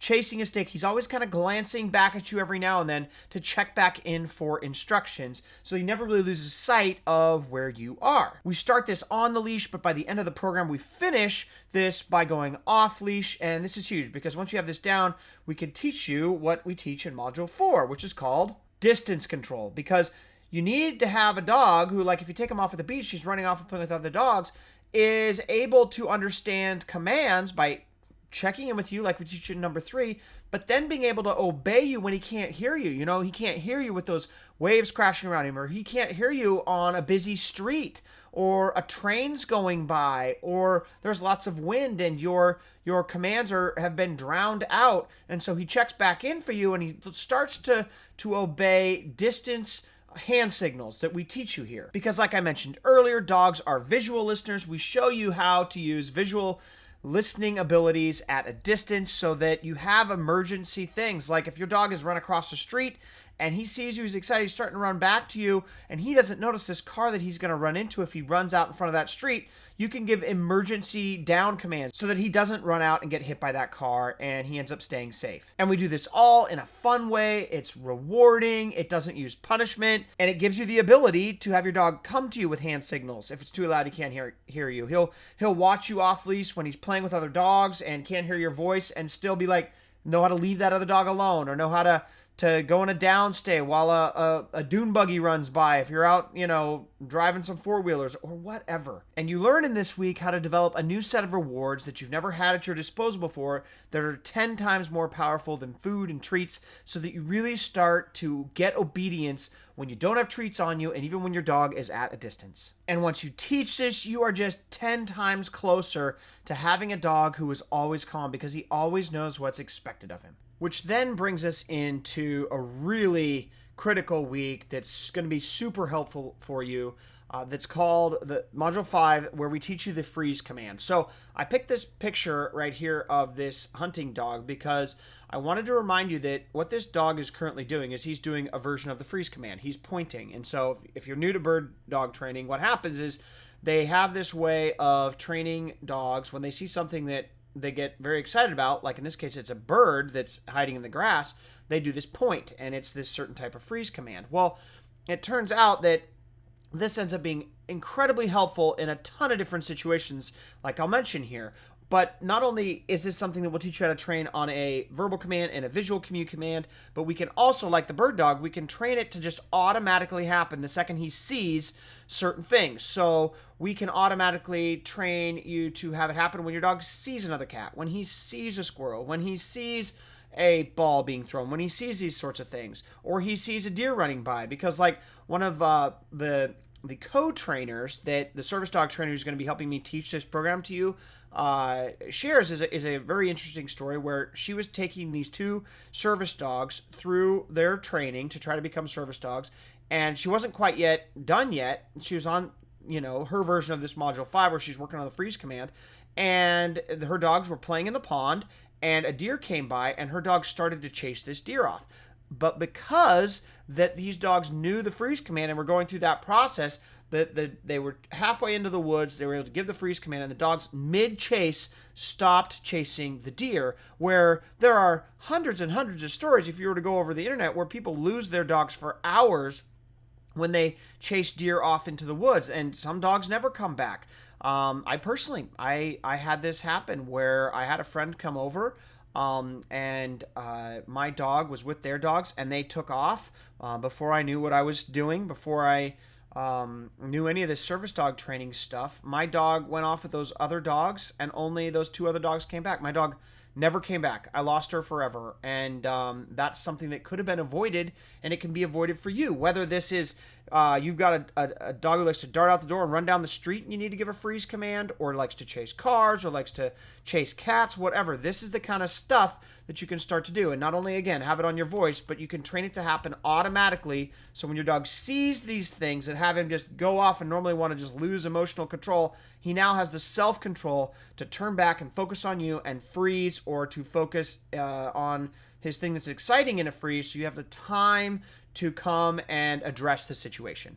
Then once we have how to handle a freeze command with exciting things and fun things down, we move on to some of the more intense situations where we start to teach you in Module 6 what we call the stand down command. So it's a version of the freeze, but this is when your dog's threatened. So if you've ever been in a situation where you are walking your dog and all of a sudden, suddenly an aggressive dog comes out of nowhere running at you, and you want to know how do you prevent your dog from being attacked, or you prevent your dog from escalating a fight and you need to stop it. You're supposed to drop the leash and have them work it out. Or what if you're on a busy road and you don't want to drop your leash and there's a big size difference between the dogs, or your dog's timid, or maybe your dog's like, you're afraid your dog could kill the other dog because it's little, and you don't trust your dog's behavior yet. Well, how do you control this situation? How do you keep your dog safe? How do you make that other dog go away? Well, one thing that you have to train, and what the service dog trainers do, and the only way the service dog trainers can get these dogs to pass their tests, is they have to be able to handle other threatening dogs. And so I shared this story earlier about how one of my students was able to train this part of the service dog process to her dog, and it was able to allow her to de-escalate a fight that was going to happen over in Cyprus, where an off-leash dog was coming up to attack her dog. It turns the other cheek. That's what this is. We use the turn the other cheek method to get the dogs to de-escalate from a fight, and that really helps aggressive dogs who are approaching your dog to not escalate and become dangerous, because when your dog knows how to just turn the other cheek. Now, you got to be there to help protect your dog, but if you can first turn your dog to turn his cheek, and you can come in and control the situation, then all of a sudden you have tools for how to get your dog to not be dangerous. And this works not only with aggressive dogs, but if your dog is ever hurt. So this works with things like if your dog's tail's ever stepped on, if your dog's ever physically, he gets pinched in a door, or these sorts of things, something drops on him. It controls their aggressive reactions and teaches them to keep those aggressive reactions in check and to show their emotions in a different way. So critically important. This stops dog fights. It also, by the way, it stops lawsuits. It stops a lot of heartache when somebody gets injured, like a child who just stepped on the dog's tail. It stops a lot of stuff that you just have to be able to. You don't have to, but it'll bring so much more peace to your world, whether you're on walks or in homes or around strangers, or if you're around people who have bad dogs, because let's face it, there are a lot of them. And again, when you train this stuff, it makes it possible to always maintain control, because your dog is just focusing on you and he's doing what he's supposed to do, like the service dogs do. And the beauty of this level of focus and de-escalating type of habits is that your dog, even in the worst case scenario, is striving to please you. And this is where it really starts to become that service dog look and feel that maybe you've always wanted your dog to have when you see them out and about in the world. And it's at this point that we start to add in what I call autopilot mode. So this is, like I mentioned earlier, the biggest secret to how the service dog industry is able to get dogs to obey, because the dogs become ridiculously more calm when they always are looking for a job to do. I already talked to you about how they were literally bred to love to work for us, but it also comes into effect where if you've got, like, if you were to think of a kid on a farm doing chores all day, how much more calm and how much less pent-up energy will a kid like that have versus a kid who's been sitting in his room all day with nothing to do and he's just bored out of his mind. Like, which kid ends up being more calm and well-adjusted? Well, it's the one who's been doing chores all day. And because dogs love to do it, it's this perfect marriage. And I shared this picture here in this slide because these dogs, as you can see, this is a service dog who has been trained. Every time he comes to this door with this owner in the wheelchair, he doesn't have to be told. He just goes up, he grabs the rope, and he pulls the door open. They are, at this stage in week 7 and module 7, taught how to look for everyday things in life that they're supposed to do for you. Now, this isn't a class that gets your dog to be certified to work with the handicap. That's not where we're at. This is a class that teaches you the service dog's calm dog process for how to be so calm. But one of those reasons, or the things that we do, is we give your dog jobs to do during this week. And even if you don't have a disability, there are still jobs that dogs can learn to do that just keep their minds busy at all times. And so we dive into those, we have them do them on autopilot, and at this point the calmness just starts to exponentially increase at week 7 of this class. Your dog will get his own leash when it's time to go for walks. He'll pick up your kids' toys. He will put away garbage. If, like, for me, I've got kids who leave juice boxes and cheese wrappers out, so my dog will be picking up those things as my kids drop them. It just gives them a job to do all day long, and we go through how to teach that. Because again, that mental work of always being on call and always looking for a job to do is the biggest part of how you get dogs to be as calm as service dogs. And it completely eradicates your dog's spoiled lapdog type of relationship and turns him into the dog of your dreams that just has a truly best friend type of mentality. Which leads us into week 8, which is all about what we call bomb-proofing your dog. So this is kind of like the same process that's used in the service dogs industry to just cap off the training, because let's face it, life is unexpected and we're all challenged, and your dog will be challenged at times too. So another key part of the service dog training process involves what they call bomb proofing. So this is showing your dog how to prepare for unexpected surprises that might startle, frighten, hurt, anger, tempt, or excite them in like the most intense way possible. So an example of this came from one of the co-trainers of the gal who's teaching this class, this service dog class.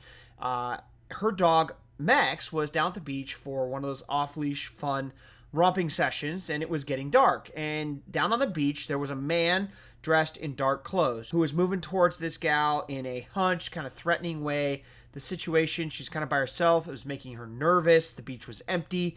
And Max was picking up on his trainer's vibe that maybe this was going to be an intense situation and maybe he needed to come to the rescue. So Liz had a decision to make. She couldn't quite see the man closely enough yet. So what she did is she gave Max the leave the person alone command and then gave him a with me command. So Max immediately falls in line and sticks right close to the trainer, off leash in a heel position, waiting for instructions on how to deal with this intruder. And as the man drew closer, what Liz realized, the trainer here, is that the man was actually much older, had a terrible limp, and she just couldn't tell because it was dark. He ended up giving her a big smile and a wave, which she returned. But that limping and that hunching was giving Max this cautious vibe of being protective. So after asking this guy if he'd like to pet her dog, Liz was able to give her dog the go say hi command, which is one of these bomb-proofing commands that we teach you, where you tell the dog this person is okay to go say hi to. And you don't give it all the time. You don't give it to people who aren't okay. But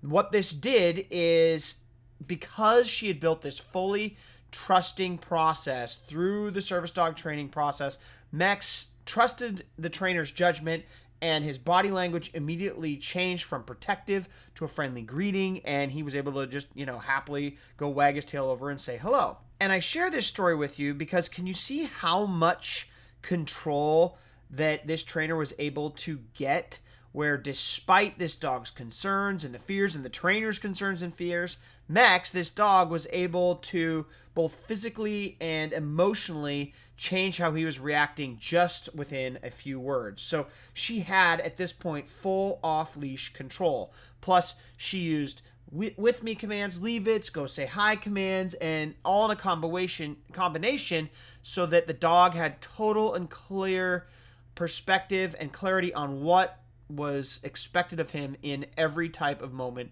possible. And again, this is the kind of control that we finish off this 8-week program teaching you how to do with your own dog. So now that you know what the 8 different modules are about, here's how we have laid out this program. First of all, This is not some sort of webinar series type of program where you have to attend live and you miss out if you're not alive or any of that kind of stuff. It's not like that at all. What this is these 8 modules are available in a private members only website where each week we do not try to overwhelm you. We unlock a module for you and we give you access. Each week has some specific homework assignments. It has specific Q&As. It's where the service dog trainer has come in and she answers questions that have been coming in about each module, helps you get them right, gets you the results that you're after, and then each week we unlock a new module for you so that you never get overwhelmed. You can focus just on the homework assignments of that week, and each week, like you just saw here, builds on itself so that after 8 weeks, everything is unlocked for you and you have all of the assignments that you need to be able to run your dog through this progression. You get to go through it however fast or slow that you want.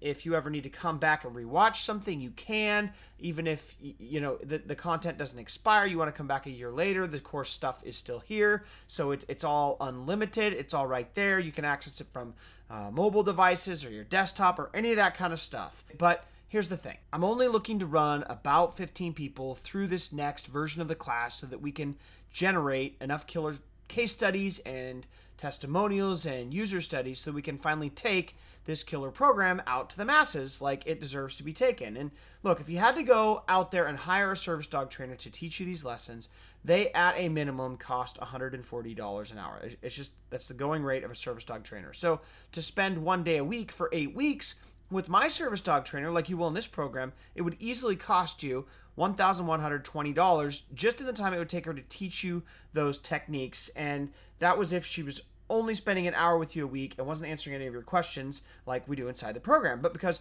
we are so generous about wanting to create killer case studies with our next 15 students, what we've decided to do is, in addition to the video demonstrations, the lessons, and the strategies that each week's modules go into, we are also going to give you an extra hour each week where you get a full hour of access to our service dog trainer on a live phone call. So you get every single question answered that you might have, so that if you ever run into a type of challenge, or you have a dog with like maybe a certain type of weird personality, or he's blind, or he's deaf, these sorts of things, you can bet that my trainer has trained a dog just like yours for service dog work, which means you can lean on her advice for how to troubleshoot your own unique dog's learning struggles and situations. So to sum this all up, today you are going to be getting the step-by-step service dog training for calm tutorial videos. Those are a $499 value that show you the entire training for calm process that the service dog trainers use to get their dogs to be that calm. Then you are going to also get, in addition to the calm dog tutorial videos, you're going to get the service dog trainers weekly consults. Those are those hour phone consultations that happen once a week to get all of your questions answered and dive deeper into how to use this stuff and apply it in your dog. That is a value of over $1,120, so that if you were to add up the $499 Calm Dog tutorial videos, then you add up the $499, then you add the Service Dog Trainer weekly consults of $1,120, you end up with a total value of advice and trainings and value of stuff you're getting today of over $1,639. But today, as a special offer, like I said, because we're only looking for 15 intense students who want to be our next case studies, you are not going to be paying even a fraction of this price. So you will not have to pay $1,639, and instead, we are just going to knock this all the way down to just one payment of $299. All so that 8 weeks from now, just imagine it, your dog literally transformed from kind of an overreactive, hyper type of dog into a calm, loving, willing servant who lives to spend time with you and serve you. That is the connection that's possible if you're just willing to follow the path that the service dog trainers have laid out before you. Plus, I believe so strongly in the service dog training process and how it just totally transforms dogs that I am willing to guarantee these results. And so here's how that works. If after 8 weeks, your dog is not dramatically more calm with all those things that set him off and all those triggers that make him go ballistic, like if he does not show at least a 90% reduction of barking when the doorbell rings, or if he is not dramatically less leash reactive or protective around other dogs or people while out on walks, or if he is still jumping up on you and or jumping up on strangers whenever he meets them or they come over to your home, or anything else related to how you wish your dog would be more calm, then simply send us back an email. Our email's on our Contact Us page at our website at thedogtrainingsecret.com, and we will not only refund 100% of your tuition into this program, but we'll actually take it 2 steps further than that. So if you were to go through the whole 8-week program, and during those 8 weeks, you attend at least 2 live troubleshooting sessions with our service dog trainer, which again we do weekly, where she tries to work with you personally to help you get the results that you're after, not only will I refund your entire investment into this program, but I will also ship you $100 in what I think are the greatest dog treats on earth. Then also, I will donate $50 to the animal shelter of your choice, so that way I am the one taking literally all the risk. And the worst that you can come out of this today by deciding to go through this program is being, worst case scenario, $100 richer in some free dog treats, as well as using my own personal money to help maybe keep a shelter dog that's living in a shelter near you, or that you would like to support from being euthanized and put down. So imagine what it would be like to have a dog like some of these stories that I've shared with you, where they're literally attacked, or they're all of a sudden calm, or they all of a sudden know how to stop chasing deer. And it's all because of this service dog training, where these dogs are looking to instructions from their owners in what are some of the most intense, distracting situations possible. And just imagine what it would be like to have a dog that, versus the dog you have now, who can't contain himself when those things happen, all of a sudden is like always just looking to you. Like, what should I do with this distraction, Dad? What should I do with this distraction, Mom? And how much more peace of mind, how much more at ease you can be with your dog, and how much more he can be a part of your life. Well, the cool thing is, now you don't actually have to imagine this, because when you click the button below, here's what's going to happen. You're going to be taken to our secure enrollment form that will open up in a new window, and on that enrollment form page, what we've done is we've given you 2 different options, so that if you happen to be thinking you'd really like to go through the program, but it'd really be a lot easier for you if we were able to break up the enrollment fee into a few monthly payments, you can actually check an option on that page if you'd like to go that route that allows you to break it up into 3 monthly installments. So simply go ahead and choose whether you want to pay in full or break it up into installments on that page, and then fill out the rest of the form. Just make sure you spell your email address correctly, because after you hit the submit button and we send you your order access information, we're going to be sending it to that email address. And a lot of people sometimes misspell the .com or the .net or their name or whatever. And making sure that you enter in your email address correctly helps us make sure that we get you the right access information quickly versus having it get lost. Now, if you do happen to misspell it, whatever, we are available on our Contact Us page and we can sort that out. But just a heads up, make sure you fill that out correctly. Then, just as a heads up, after you submit that order, you're going to receive an email from us. It usually takes about 3 to 5 minutes for the order to go through and our email system to send out your access info.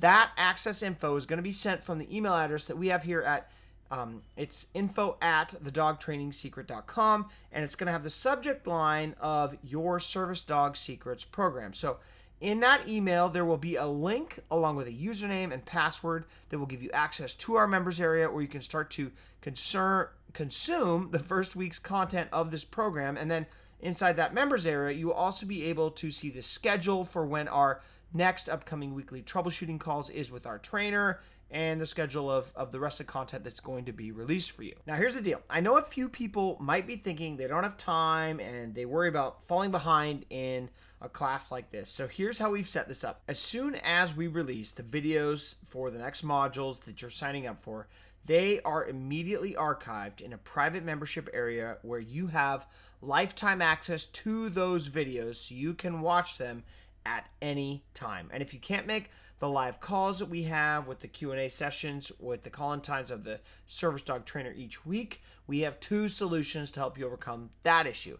First, we have a section of the website where you can submit questions ahead of time that you would like to have answered on our next call. And we do this because it helps our trainer prepare better to answer your questions. But in addition to that, we actually record every call as well, so that way, even if you live across the world and the time zone changes don't work out for you very well for you to make the live call, you still have a way to get your questions answered, because we post the recordings of those calls to you in the members area. And then in addition to that, we also have a private members area where you can get all of your questions answered in a forum type of format by our trainer, who's in there every single day answering questions. Actually, I don't actually think she's in there every day.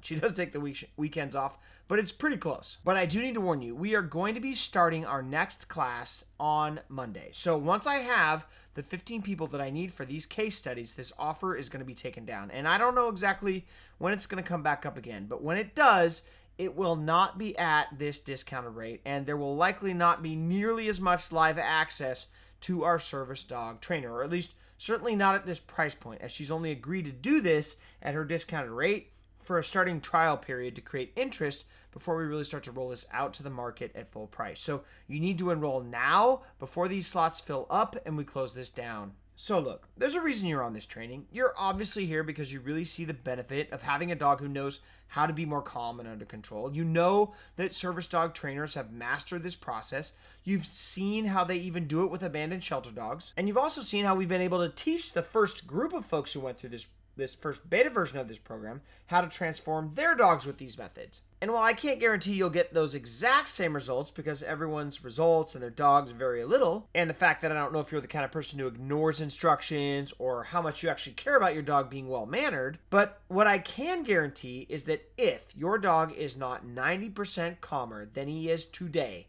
8 weeks from now, I will refund every single penny. Plus remember, if you'll at least attend 2 live training calls over the course of the next 8 weeks to show me you at least put a tiny bit of effort into helping your dog and you are still not satisfied with your dog's progress for any reason, just let me know and we'll not only still refund your money, but we will pay you $100 in free dog training treats mailed to your door, and we will donate $50 to the local animal shelter of your choice. And we could not afford to do that, by the way, if we didn't believe so strongly that our program will get you the calm dog that you've always dreamed of. And let's be clear, if you don't work on teaching your dog to be more calm, I really feel like I should warn you, your problem is only going to get worse.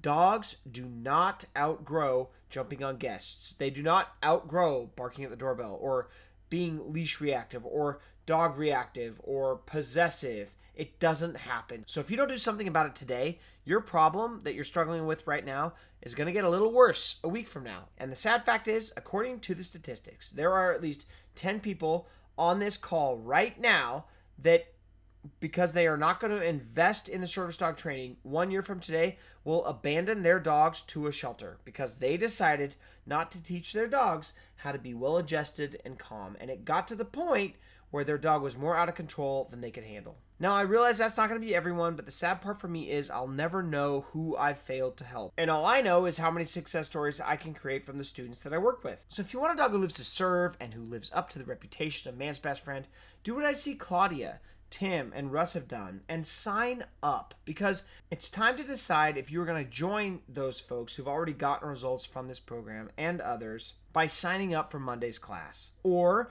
are you going to be one of those who gets left out when the class fills up and who has to pay more when we reopen it again several months from now to the public? So click the button below now and register for Monday's class, because it's not going to be an offer that hangs around for long. So go ahead and click the button below now. If I am looking here, we already have 8 slots taken up into this program, so I kind of don't expect this offer to be up much longer. So it's filling up a little bit faster than I thought it would, but I don't know if we'll even make it to midnight. So if we do, I'll keep it open longer, but it's running out. So make sure that you click the button below, register while this deal is still available and this deal is still open, and we can get you taken care of there. So go ahead and click that now, and now it is time for your questions. So my assistant has been going through a couple of your questions that have been coming in as we've been going through here, and so she's got a few for me, hopefully, and let's dive into some of them. If you have not asked a question and you have one, I don't know that I'll have time for all of them, but go ahead and ask it in the box, and I will do my best to get to some of them. So here we go. So question number 1 is from Marianne in Virginia, who writes, let's see, if I don't order by midnight tonight. Can I still get in the training at a later date, or can I buy it sometime down the road in a few months? So great question, Marianne, but unfortunately, no. After I get this round of case studies finished up, this same class will not be done again, and it will not be done at this price. So if we are going to do it again, but it will be when we do so at a much greater price once we have our case studies. And since the class starts on Monday, once those slots are all filled up, this offer is going to be taken down. So sorry about that. So next question is from lots of attendees. Nice. How does the refund / guarantee work again? Okay, so the refund / guarantee, again, you can go through the entire program, and if your dog is not 90% more calm, and I'll leave that up to you, then we will refund every single penny after the 8 weeks. And if you want to take it all the way to the next level, which I basically triple guarantee it, where not only do I give your money back, but I will also give you $100 of my favorite dog treats. They're actually a freeze-dried type of dog treat. They're really awesome. I'll give you $100 worth, and I will donate $50 to the charity of, not the charity, the dog shelter of your choice, which is a charity. So you get to pick. Even if you want to pick some other sort of organization that does dog rescue work or things of that nature, I'd be down for that too if you didn't, just want to donate to a shelter or something like that. I guess maybe for full disclosure, I'll just write this in here. This is my email address.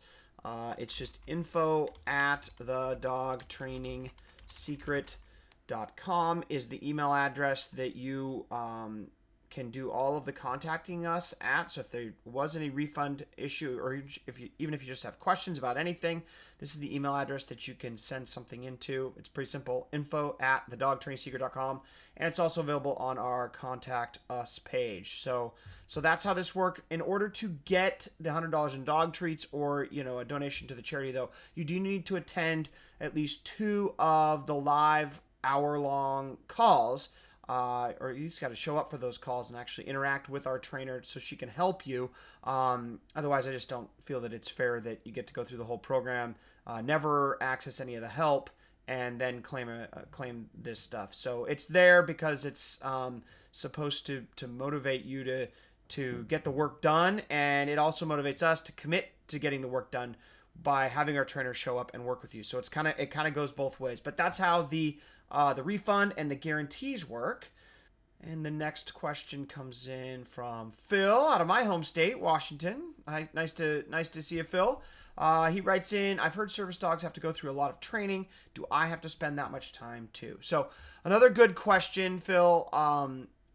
No, you do not have to go through that much time too. Again, I'll say this again. This is not a program that after 8 weeks has your dog certified to be a service dog. That industry's purpose is to serve typically the handicapped industry, or to do work, so drug sniffing, search and rescue, those types of work. And so when you have to have a dog that does that kind of work, you have to go through additional trainings that we don't cover here. So like if the dog's going to go work with the handicapped and someone who can't use their hands, quadriplegic, or someone who has just a disability, then they need to know how to pick up quarters that are dropped and open doors, and that takes extra training to have to go through. And so we are not trying to have your dog be a certified service dog ready to serve the handicapped after going through this program. We've just taken the CALM process and the principles of giving your dog jobs to do, but we've rounded it out so that it's more general and can serve the everyday dog owner instead of just the service dog industry. So because of that, we don't have to go through nearly as much training as an officially certified service dog would have to do, that you see being sold out there for 20 grand, or that you would have to hire, or just the handicap type of service dog is another level. We're just going after the calm aspect of it, which is the reason why I decided to hold this course. But good question. Next question coming in from Yvette out of California. Hey Chet, thanks a ton. This is great info. I can't believe I've never heard trainers talk about this stuff before. I totally agree. By the way, I have no idea why that's the case. I've used your other stuff. It works great, but I don't see a link on your website for where I can send my case study. Okay, so great question. Again, that email address, I'll just go back to that other slide. I'll just click back up there. The same email address, info@thedogtrainingsecret.com, is where you can email that case study to. Also, we'll be sending you some emails after you've gone through the program so that, if you wanted to share that with us in our private Facebook area, we'll give you a link to that after you go through the program and you have access to a private members area, afterwards. And so there'll be a lot of interaction with us that you don't get access to right now. You get access once you're inside the program, and plenty of reminders for how that works and how to connect with us in that way. So that is actually all the time I have for questions right now. This has gone on a little bit longer than I wanted it to, but hopefully you have gotten a ton of value from it. And so we're going to go into what I call final countdown here. And what I do is this ends in 4 minutes from now. So what you need to do now is you need to click that link below this video to open up a new window so that you at least have access to the registration area for how to sign up for this class. Because in 4 minutes, this presentation is going to close, the software will close, and if you don't click on that link, you won't have the link to it. So it's kind of a sneaky way to buy yourself a little bit more time if it hasn't sold out yet by clicking on that link now and at least having that window open. Because once again, the webinar ends, you're not going to be able to find that link anymore to the enrollment form. So, yes, the bonus that I mentioned earlier that I told you about where you could get a free copy of my guest manners program. We actually have a link to where you can get this for free. It's actually on the order form. So that link below that you can click on to go and enroll in the program, in one of the footer links on that order form and that enrollment form, we have put a link where you can just simply access this guest manners course. So click that link now so you can go over there, and that is where you can get that access. Again, this is that free gift that I wanted to give you for taking the time and dedicating this time that we've had today to learning about this stuff. So thank you very much for being here. And even if you aren't planning on ordering, make sure that you click that add to cart button now. We are in final countdown mode, and this form is only going to be open for a couple of minutes. And other than that, thank you guys for attending this class today and spending the time to dedicate with me to learn how to take your dog his behavior to the next level. So if you were able to just get one tip that can better help your dog be more enjoyable in your life, then that was a win for me. But if you'd like to go more than that, just more than a handful of tips or a tip that you got out of today's class, you can take it to the next level. And the way to do that is to get involved in this no-risk offer that I am making available for this very limited time. So maybe if you decide this offer wasn't for you, and maybe you're happy with how your dog's behaving right now, or at least you think you were, you now know that there is another level of training. And just remember too that if you want to get involved with this training process, that it is 100% money back guarantee. And we also have payments where payment options where you can break up the payments into 3 separate payments of $99 if you want to.